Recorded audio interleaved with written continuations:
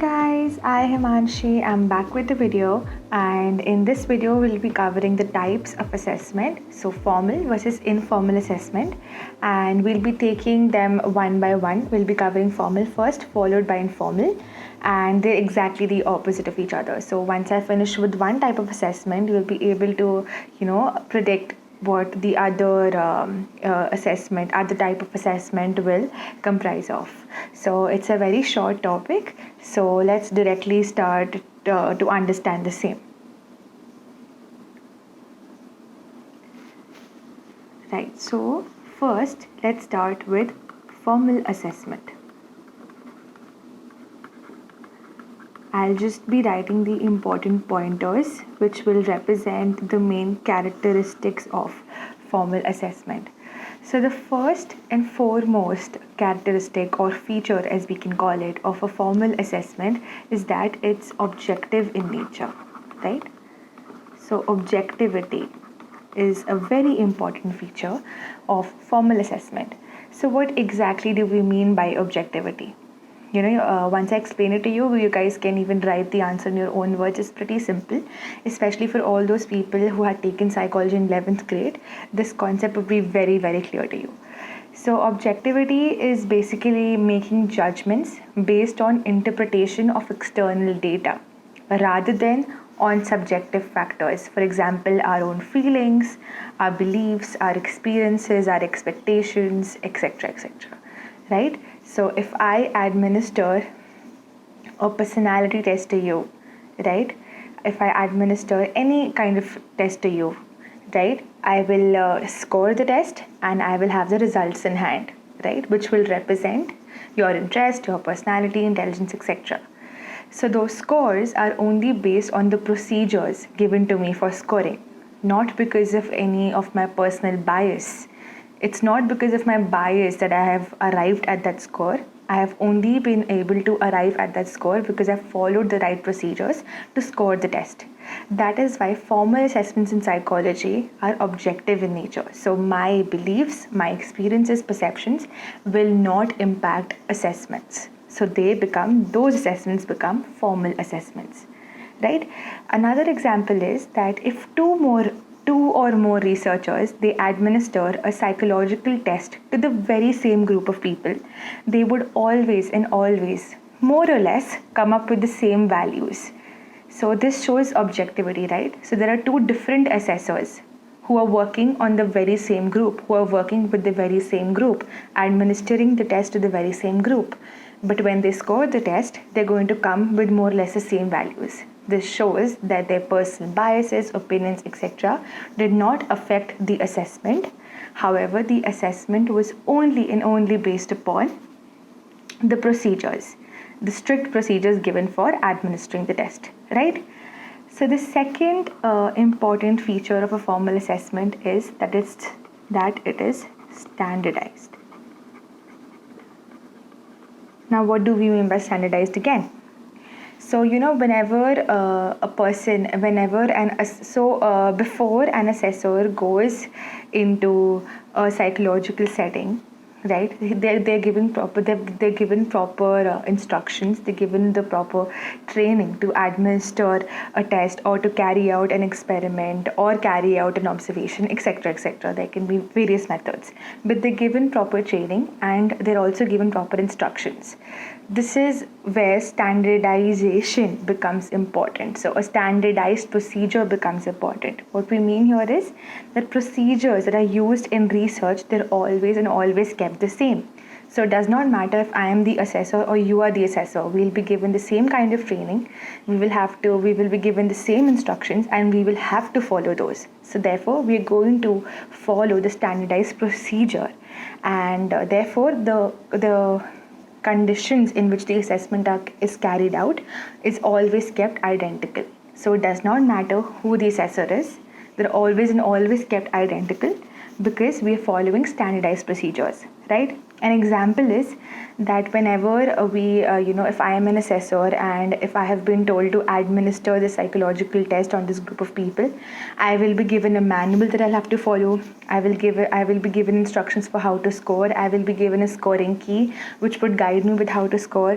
I will also be given instructions with regard to how to build rapport with the subject, build rapport with the participant, help the participant, etc. So all the assessors will be given these standardized instructions, these standardized materials, which would help us to keep these procedures for research identical, right? And why is standardization important? So taking an assessment in the same condition is very important so that no external variable impacts the performance. So let's take an example. One person is taking a math test in a thunderstorm versus another person who's taking a test in a silent room. So the person who is taking the test in a thunderstorm, when he is giving answers to the questions, his true performance will never be showed, because he's always going to be he's going to be exposed to some distraction because of the thunderstorm. So the scores will not reflect his true performance. That is why standardization is very important, that if we keep the conditions, we keep the situations identical, then we're basically trying our best, or we're trying the best effort, we're putting the best efforts we can to get at the true result, or to get at reliable results, right? So that is why standardized conditions in psychology is very, very important. And third, we can actually join the dots because we've discussed so much that formal assessments in psychology are organized. Why do we say organized? Because you can easily join the dots. They're very structured. They always follow a strict format.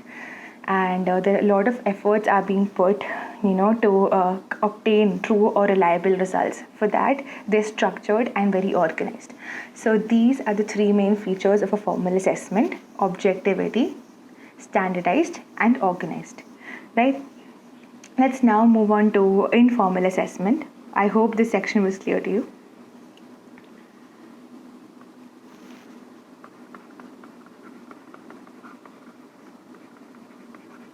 Informal assessment, again, remind yourselves that these are actually the opposite of each other. So you'll be able to predict what I'm gonna, the pointers I'm gonna write right now. So you'll be able to predict, because the informal assessments are exactly the opposite of formal assessments, right? So the number one pointer, remember, again recall that for the formal assessment it was objectivity. So again, recall yourself, go back to 11th grade, we studied. So remember the objective versus subjective debate. So therefore, informal assessments are exposed to subjective interpretation. Later on in the second chapter, you will come across a term called projective tests. And these are a very, very popular example of an informal assessment. So I'll just, explain what projective tests actually do in short. So in these tests, the subject or the participants, they are given a chance to respond to stimuli independently. So, independently, that is, it totally depends on them how they are responding to stimuli, their perceptions, their opinions, experiences, everything is going to impact how they're going to, attend to the test. So therefore, they're very subjective in nature. So results not only depend upon the honesty of the individual who is doing the test, who is performing the test, but also on the analysis of the psychologist. So psychologist who was given the responsibility to analyze the test, to assess the test, will also impact the test. So projective tests are therefore very subjective tests in psychology. So basically the next two you'll be able to easily guess. So the next two features. So we say subjective interpretation, they are exposed to subjective interpretation, therefore they vary from case to case. That is, again, so I am a person who's performing the test versus you are the one who's performing the test.